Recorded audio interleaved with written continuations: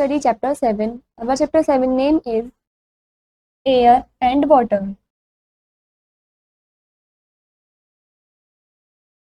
Air is present all around us. जो air है हवा वो हमारे आसपास सभी जगह प्रेजेंट है. All living things need air to breath include human beings. सभी लिविंग थिंग्स को एयर की जरूरत होती है ब्रेथ लेने के लिए, उसमें ह्यूमन बींग्स भी इंक्लूड हैं. Air is a mixture of mainly two gases that is oxygen and nitrogen. जो एयर है वो मेनली दो गैसेस के मिक्सचर से बनी है, ऑक्सीजन और nitrogen. Among gas these gases oxygen is heavier than nitrogen. और इन गैसेस में से जो ऑक्सीजन है वो काफ़ी हैवियर है नाइट्रोजन से. Air is dense near the earth surface. जो एयर है वो अर्थ सरफेस पर काफ़ी पास में डेंसली है. As we go up it becomes thinner. जैसे ही हम ऊपर की तरफ जाते रहेंगे तो ये थिनर होती जाएगी. It means that the oxygen gas is less as we go up. इसका मतलब ये है कि जो ऑक्सीजन गैस है वो कम हो जाएगी यदि हम ज़्यादा ऊपर जाएंगे तो. This is the reason why mountaineers take oxygen cylinders with them. यही कारण है जो माउंटेनियर्स होते हैं जो पहाड़ों पर चलते हैं वो ऑक्सीजन सिलेंडर्स कैरी करते हैं अपने साथ. Layers of the atmosphere. The atmosphere has the following layers. Atmosphere में भी कुछ लेयर्स होती हैं. First is troposphere is the first layer above the earth surface. Earth surface पर जो पहली लेयर है वो ट्रोपोस्फेयर है. It extends up to 15 kilometre above the earth surface. ये अर्थ के सरफेस पे लगभग 15 किलोमीटर एक्सटेंड हुई भी है. Change in the weather occurs in this layer.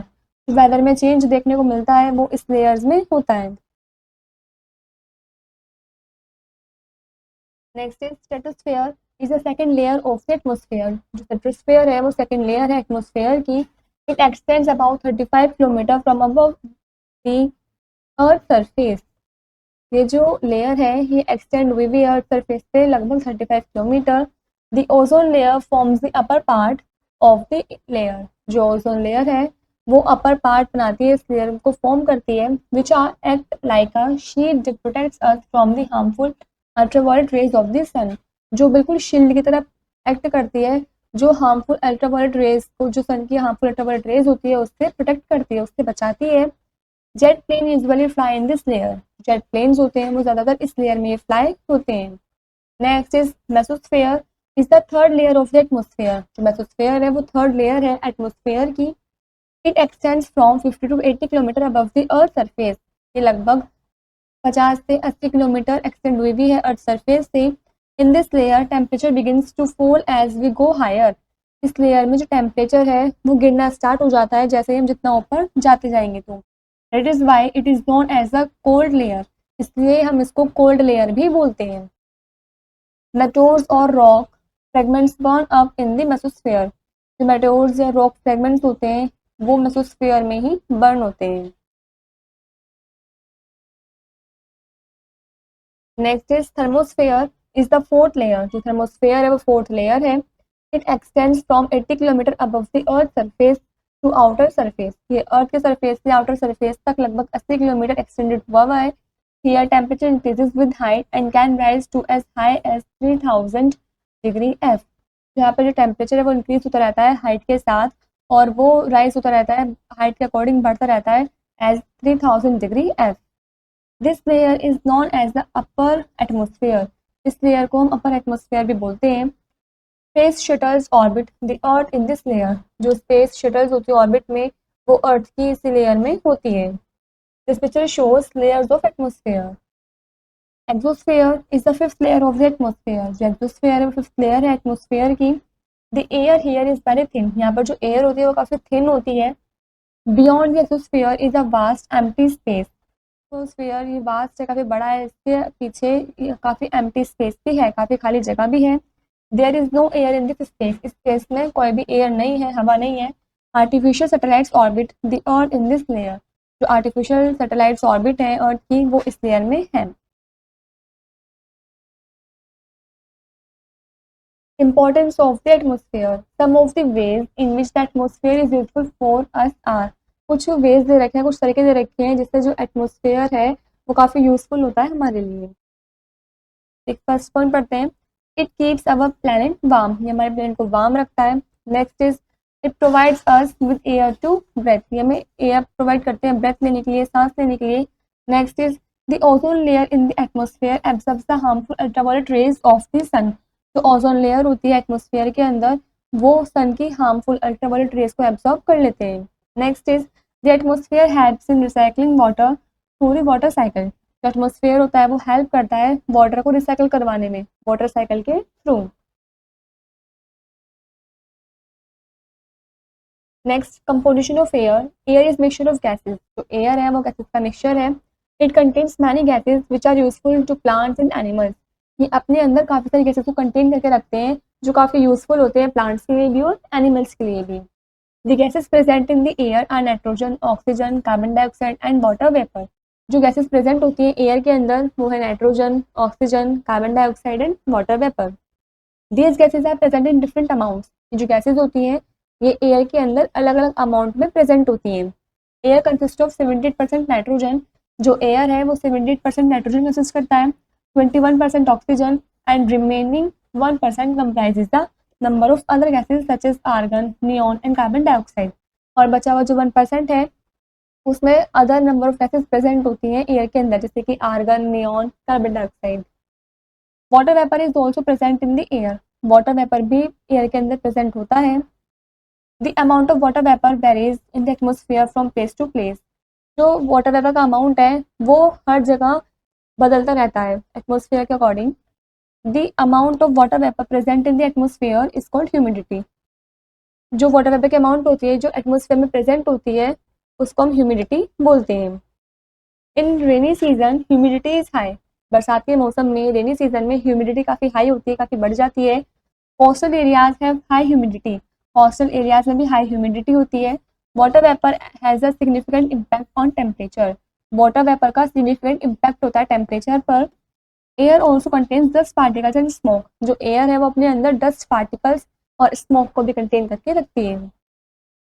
Smoke and fog combine together to form smoke. जो स्मोक और फॉग हैं वो एक साथ कंबाइन होकर के स्मोक की फॉर्म बनाते हैं. Smoke prevents us from seeing the sky clearly. जो स्मोक है वो प्रिवेंट करते हैं कि हमें जो स्काई है वो साफ दिखता है, क्लियरली दिखता है. This picture shows composition of air.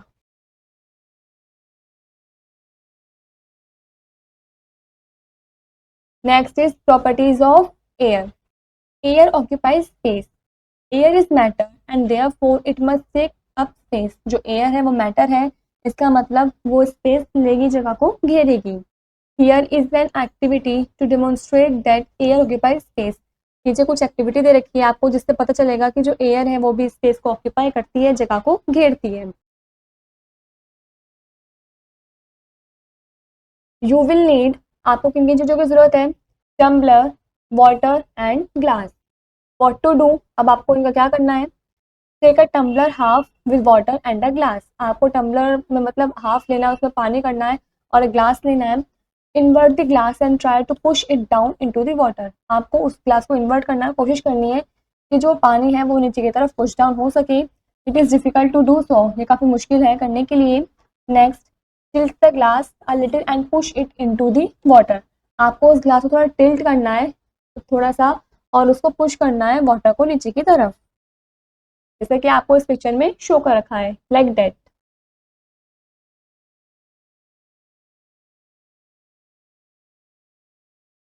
You will see. आप क्या देखेंगे? The air bubbles escaping and water entering the glass.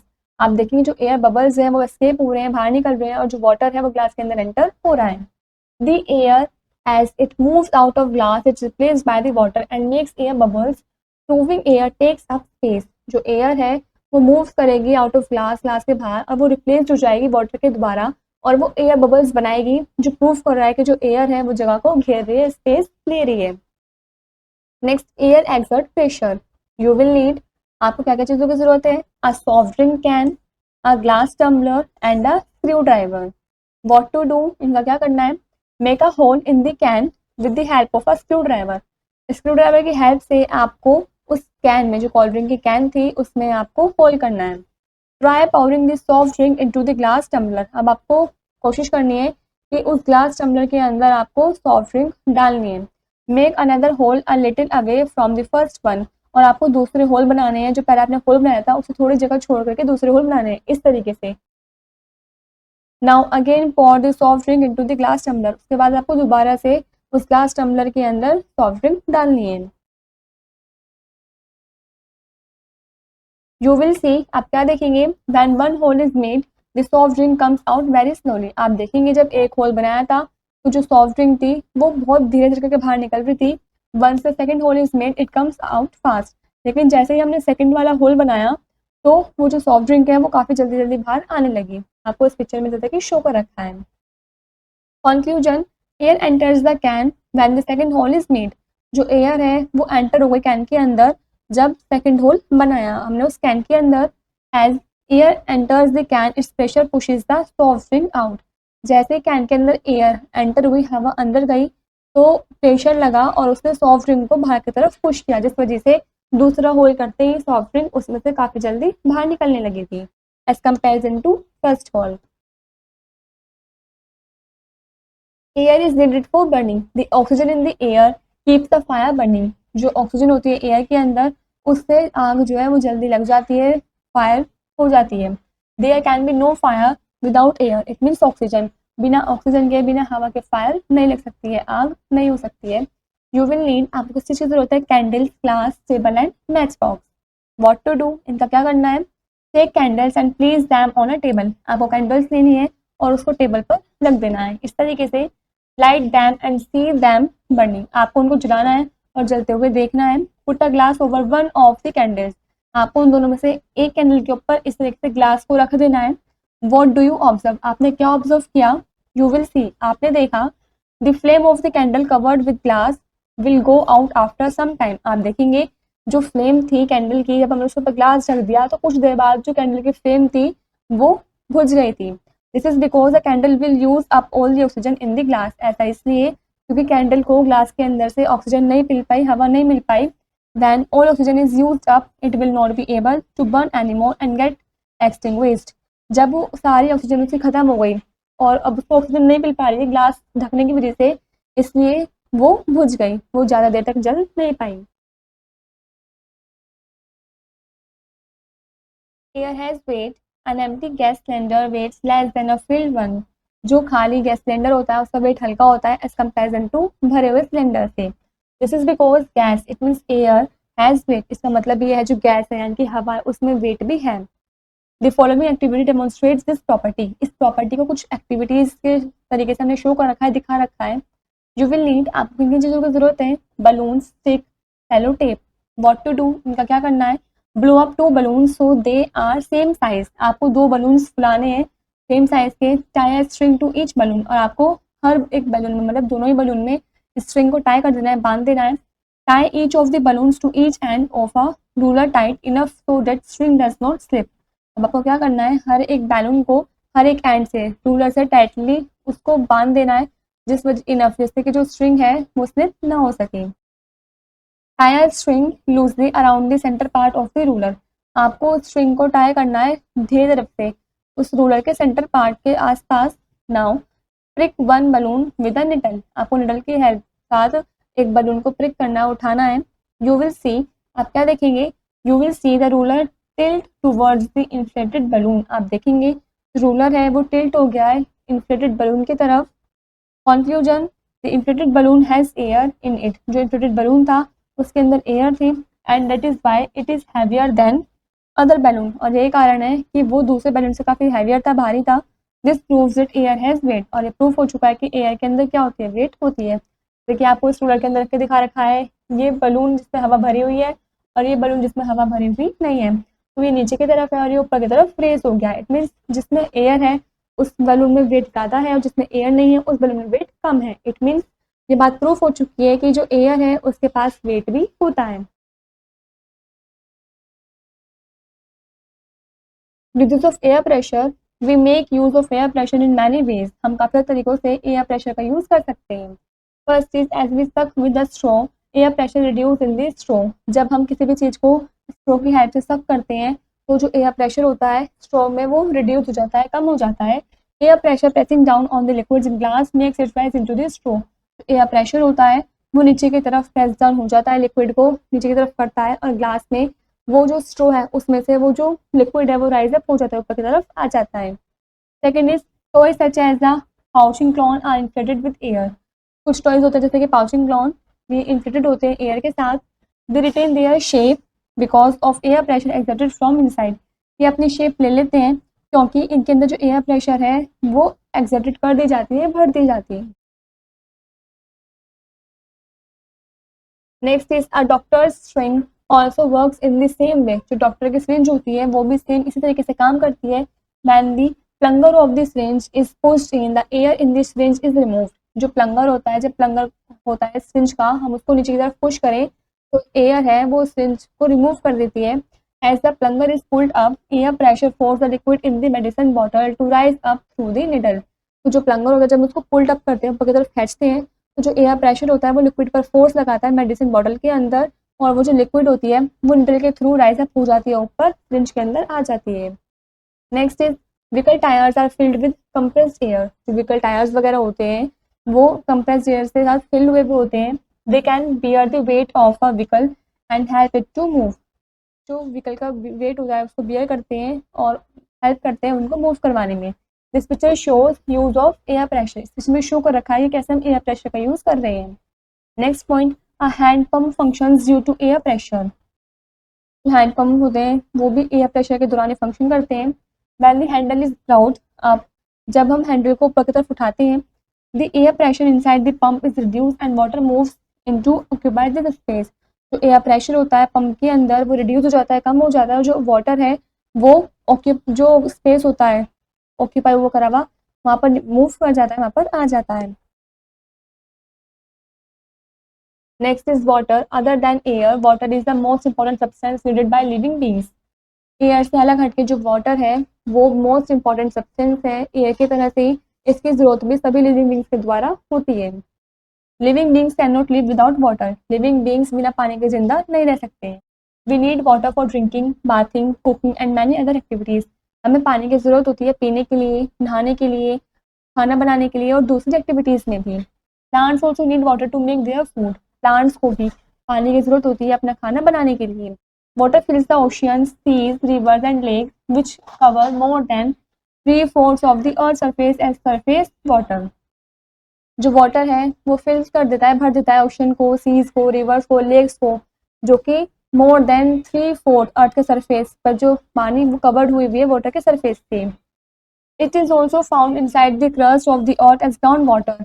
ये अर्थ में जो क्रस्ट होती है उसमें भी पाई जाती है अंदर की तरफ as a ground water. This picture shows ocean, this is sea, this is river, this is lake. Rain water is the main source of water on the earth. Earth पर जो रेन वाटर है वो main source है water का। It is the purest form of natural water and free from impurities. ये purest form है natural water की और ये इम्प्योरिटीज से फ्री है। हाउ इज इट फॉर्म्ड, ये कैसे बनता है? There is a constant cyclic movement of water throughout the globe which is called water cycle. ये कॉन्स्टेंट साइक्लिक मूवमेंट है पानी की ग्लोब के थ्रू आउट, मतलब पूरे टाइम ग्लोब में, जिसको हम वाटर साइकिल बोलते हैं। We already know that the heat of the sun evaporates the water from the water bodies. जैसे कि हम पहले से ही जानते हैं जो हीट होती है सन की इवेपोरेट हो जाती है और जो वाटर है वाटर बॉडीज में से वो भी इवेपोरेट हो जाता है सन की हीट की वजह से। This water rises up and changes into water vapour. ये वाटर ऊपर की तरफ उड़ जाता है, राइज अप हो जाता है और वाटर वेपर के फॉर्म में चेंज हो जाता है। During this process of evaporation impurities are left behind in the water bodies. इस प्रोसेस के जो इवेपोरेशन का प्रोसेस है इसकी वजह से जो इम्प्योरिटीज होती हैं वो वाटर बॉडीज के नीचे ही बच जाती हैं। When the water vapour goes high up in the atmosphere it condense to form cloud. जब वाटर वेपर ऊपर की तरफ जाता है एटमोसफियर में तो ये कंडेंस हो जाता है और क्लाउड्स की फॉर्म ले लेता है। This picture shows water cycle. The water drops in the clouds condense further to form bigger drops. जो वाटर ड्रॉप्स होती है क्लाउड्स के अंदर वो कंडेंस हो जाती हैं और वो फर्दर बिगर ड्रॉप्स में फॉर्म हो जाती हैं। These drops become heavier and fall on earth in the form of rain और स्नो। जो ड्रॉप्स होती हैं काफ़ी हैवियर हो जाती हैं और ये अर्थ के सरफेस पर नीचे गिर जाती हैं रेन या फिर स्नो की फॉर्म में। This is called precipitation. इसको हम प्रेसिपिटेशन बोलते हैं। This cycle of evaporation, condensation and precipitation continues in nature. ये जो सभी प्रोसेस हैं, जो साइकिल है इवेपोरेशन की, कंडेंसेशन की, प्रेसिपिटेशन की, ये लगातार नेचर में होती रहती है, कंटिन्यूसली होती रहती है। Properties of water, water is a highly unusable substance with various unique properties. जो वाटर है वो हाईली अनयूजबल सब्सटेंस है, काफ़ी अलग अलग यूनिक प्रॉपर्टीज के साथ। These properties make it's use important and essential in our daily life. जो प्रॉपर्टीज हैं ये इंपॉर्टेंट यूज बनाती है, एसेंशियल बनाती है हमारी डेली लाइफ में। Water acts as a universal solvent because it dissolve many things. जो वाटर है वो बिल्कुल यूनिवर्सल सॉल्वेंट की तरह एक्ट करता है, क्योंकि ये अपने अंदर काफ़ी सारी चीज़ों को घोल सकता है, डिजोल्व कर सकता है। It has no colour, taste और स्मेल। इसमें ना तो कोई कलर होता है, ना कोई टेस्ट होता है, ना ही स्मेल होती है। Water is found in all three states of matter. जो पानी है वो मैटर के तीनों स्टेट्स में पाया जाता है, liquid, solid and gas. Water can observe a lot of heat. जो वाटर है वो लॉट ऑफ हीट भी एब्जॉर्ब कर सकता है। It is why it is valuable to industries. इसलिए ये काफ़ी वैल्यूएबल है इंडस्ट्रीज वगैरह में। It is also use as a coolant in vehicles. इसका यूज़ हम व्हीकल्स वगैरह में कूलेंट के लिए भी करते हैं। Impurities in water, impurities can B of two types. जो इम्प्यूरिटीज हैं वो दो तरीके की होती हैं, soluble and insoluble impurities. First point, soluble impurities can dissolve in water. Soluble impurities होती हैं वो पानी के अंदर घुल जाती हैं, डिसॉल्व हो जाती हैं। For example salt, sugar etcetera. Next is insoluble impurities do not dissolve in water. जो इनसॉल्युबल इम्प्यूरिटीज होती हैं वो पानी के अंदर डिसॉल्व नहीं हो पाती हैं। They either float on the surface if they are lighter than water. वे पानी के सरफेस पर फ्लोट करती रहती है, तैरती रहती है, यदि उनका जो वेट है वो पानी से कम है तो। और settle at the bottom of the container if heavier than water. और या फिर वे पानी जो कंटेनर्स के नीचे सेटल डाउन हो जाती है, बैठ जाती हैं, यदि वो उनका जो वेट है वो पानी से ज़्यादा है तो। For example sand, mud etcetera. We use different purification techniques to purify water depending on the nature of the impurities. हम काफ़ी सारे डिफरेंट प्योरीफिकेशन टेक्निक्स का यूज़ करते हैं वाटर को प्योरीफाई करने के लिए। वो डिपेंड करता है उस इम्प्योरिटीज़ के नेचर पर। Let's now discuss some of them. चलिए इनमें से कुछ के बारे में डिस्कस करते हैं। Removing soluble impurities, most soluble impurities can be separated using two processes। काफ़ी सारी जो soluble impurities होती हैं वो दो तरीके का यूज़ करके सेपरेट की जा सकती हैं, अलग अलग किया जा सकता है। evaporation and distillation। First is evaporation। The process of converting a liquid to vapour is called evaporation। वो प्रोसेस जिसमें हम लिक्विड को कन्वर्ट करते हैं वेपर की फॉर्म में, उसको हम evaporation बोलते हैं। Water containing soluble impurities like salt is heated। जो वाटर है वो सॉल्युबल इम्प्योरिटीज को कंटेन करता है अपने अंदर, जैसे कि सॉल्ट, वो हीट हो जाता है, गर्म हो जाता है। Water change into water vapour and escape. जो वाटर है वो वाटर के वेपर में चेंज हो जाता है और एस्केप हो जाता है। The impurity it mean salt is left behind. और जो इम्प्योरिटी होती है मतलब जो नमक बचा हुआ होता है वो नीचे ही बच जाता है। Next is distillation. Distillation can be done on a small scale in a distillation plant. Distillation है वो काफ़ी छोटे स्केल पर ही किया जाता है डिस्टिलेशन फ्लास्क के अंदर। When impure water is heated, it starts boiling and steam is formed। जब impure water को हम हीट करते हैं तो वो उबलना स्टार्ट हो जाता है, बॉइलिंग होना स्टार्ट हो जाता है और स्टीम हो जाता है, स्टीम की फॉर्म हो जाती है। This water is free of impurities as they are left behind in the distillation flask. ये जो वाटर होता है ये फ्री हो जाता है इम्प्योरिटीज से, क्योंकि जो भी इम्प्योरिटीज वगैरह होती हैं वो डिस्टिलेशन फ्लास्क में नीचे ही बच जाती हैं। Pure water is collected in the collector. और जो प्योर वाटर होता है, साफ पानी होता है, वो कलेक्टर में कलेक्ट हो जाता है, इसमें इकट्ठा हो जाता है। This picture shows evaporation, this is distillation. Next is removing insoluble impurities। insoluble impurities can be removed by using two different methods। soluble impurities को भी हम रिमूव कर सकते हैं दो अलग अलग मेथड का यूज करके, sedimentation and decantation। Sedimentation and decantation। When water is allowed to stand in container for few hours, the insoluble impurities settle down at the bottom of the container। जब हम पानी को अलाउ करते हैं कि वो उस कंटेनर के अंदर कुछ घंटों तक ऐसे ही रखा रहे, तो जो insoluble impurities वगैरह होती हैं वो उस कंटेनर के नीचे सेटल डाउन हो जाती हैं, बैठ जाती हैं। This process is called sedimentation। इस प्रोसेस को हम sedimentation बोलते हैं। The clear water is now poured into another container without disturbing the settled impurities। और जो क्लियर वाटर होता है, साफ पानी होता है, उसको हम दूसरे कंटेनर में पलट देते हैं, बदल देते हैं, बिना उन सेटल्ड इम्प्योरिटीज को डिस्टर्ब करें। This process is called decantation, इस प्रोसेस को हम डिकेंटेशन बोलते हैं। In this picture shows sedimentation and decantation. Next is filtration. Insoluble impurities can be removed by passing the impure water through a filter paper. जो insoluble impurities होती हैं वो remove की जा सकती है impure water में filter paper के द्वारा उसको पास करके। A mixture of sand and water can be separated by using filtration. जो mixture होता है sand और water का वो भी separate किया जा सकता है filtration का use करके। A circular filter paper is taken and folded twice to make a cone. आपको सर्कुलर फिल्टर पेपर लेना है और उसको लेकर के आपको दो तरीके से उसको फोल्ड करना है, मोड़ना है, कॉन की शेप बनानी है। This paper cone is kept inside the funnel, और आपको जो पेपर कॉन होगा उसको फनल के अंदर रख देना है इस तरीके से। अब beaker is kept below the funnel and the mixture is poured into the funnel. आपको उस कॉन के नीचे एक बीकर रखना है और जो मिक्सचर है उसको उस फनल के अंदर से डालना है। Sand is retained in the filter paper and clean water is obtained in the beaker. जो सैंड होगा वो वही फिल्टर पेपर में रुक जाएगा और जो साफ पानी होगा वो इस बीकर में कलेक्ट हो जाएगा। Next is purifying water at home. Impure water contains diseases causing germs. जो इम्प्योर वाटर होता है उसके अंदर काफ़ी सारी डिसीजेस कंटेन्स होती हैं जिसकी वजह से जर्म्स वगैरह हो जाते हैं।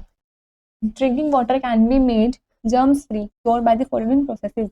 हम पीने वाले पानी को जर्म्स फ्री बना सकते हैं, प्योर बना सकते हैं कुछ प्रोसेस को फॉलो करके। First is boiling. The best way of purify water to remove bacteria and germs is boiling. जो काफ़ी अच्छा तरीका है पानी को प्योरीफाई करने का, उसमें से बैक्टीरिया और जर्म्स को रिमूव करने का, वो है बॉइलिंग। इट मीन्स उबाल करके। We should boil water for about 15 to 20 minutes. हमें पानी को 15 से 20 मिनट तक उबालना चाहिए। Next is chlorination. The process of adding chlorine in water to kill germs is called chlorination. वो प्रोसेस जिसमें हम पानी के अंदर क्लोरीन को ऐड करते हैं जर्म्स वगैरह को मारने के लिए, उस प्रोसेस को हम क्लोरिनेशन बोलते हैं। Chlorine is commercially available as tablet. जो क्लोरीन है वो टैबलेट्स के फॉर्म में अवेलेबल होती हैं। Next is key ideas. First is without air to breathe and water to drink we can not survive. बिना हवा के सांस लिए और बिना पानी पिए हम जिंदा नहीं रह सकते, हम सर्वाइव नहीं कर सकते हैं। Second is the blanket of air that surrounds the planet earth is called atmosphere. जो एयर की ब्लैंकेट होती है हमारे अर्थ प्लैनेट के सराउंड चारों तरफ, उसको हम एटमॉस्फेयर बोलते हैं। Third is air pressure is a force exerted on your body by the weight of air molecules. जो एयर प्रेशर है वो फोर्स एक्सर्टेड की जाती है हमारी बॉडी पर एयर मॉलिक्यूल्स के वेट के द्वारा। Fourth is rain water is the purest form of natural water and free from impurities. जो रेन वाटर होता है वो प्योरेस्ट फॉर्म होती है नेचुरल वाटर की और वो इम्प्योरिटीज से भी फ्री होता है। Next fifth point is the water drops in the clouds condense further to form bigger drops. Water drops होती हैं क्लाउड्स के अंदर, वो कंडेंस हो जाती हैं और फर्दर वो बिगर ड्रॉप्स की फॉर्मेशन ले लेती हैं। Next is water is highly unusual substance with various unique properties. जो वाटर है वो हाईली अनयूजुअल सब्सटेंस है काफ़ी अलग अलग यूनिक प्रॉपर्टीज के साथ। Next is water act as a universal solvent because it dissolves many things. जो वाटर है वो बिल्कुल यूनिवर्सल सॉल्वेंट की तरह एक्ट करता है क्योंकि ये अपने अंदर काफ़ी सारी चीज़ों को डिजोल्व कर सकता है, घोल सकता है। Next is impurities are of two types. Impurities दो तरीके की होती हैं। Soluble impurities means germs and bacteria वाले, and insoluble impurities it means mud, sand और stone. Last is the process of converting a liquid to vapour is called evaporation. वो process जिसमें हम लिक्विड को कन्वर्ट करते हैं वेपर में, उस प्रोसेस को हम इवेपोरेशन बोलते हैं। This is where the chapter is complete.